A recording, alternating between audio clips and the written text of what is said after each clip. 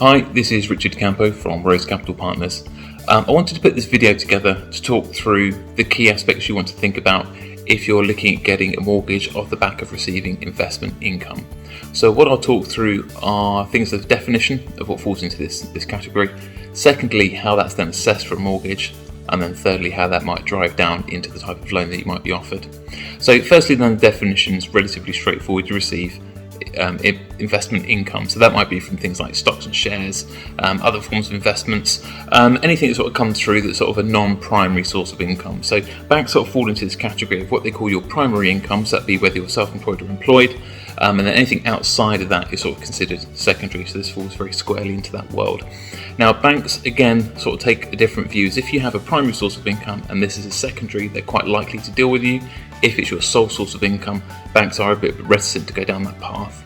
Now you might sort of say that's not very fair, because actually if I work or if I don't work, I still receive my investment income, which is a very solid argument. But however, banks always look at things in terms of risk and worst case scenario. So what they could say is, well, what if the investment returns aren't there? Or what if you simply liquidate the assets and you have no income whatsoever? So that's why some banks are a bit cautious to go into that area.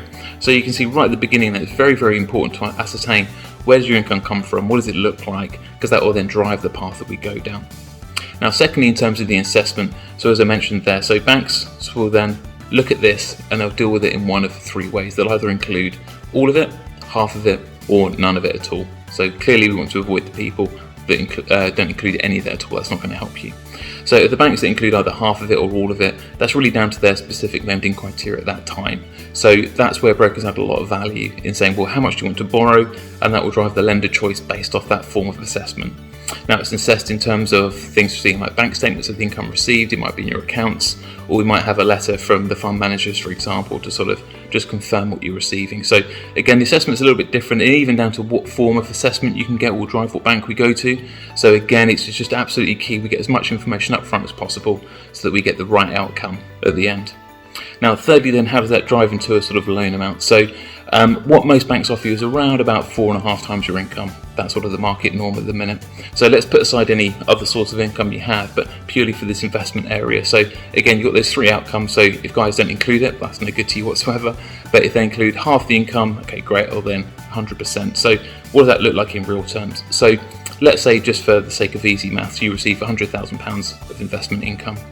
If banks include half of that, they then times that by roughly about 4.5 times, which comes out to £225,000. That might be the sort of loan that they'd offer you, or banks offer 100% of that. They'd then offer you a loan of say £450,000.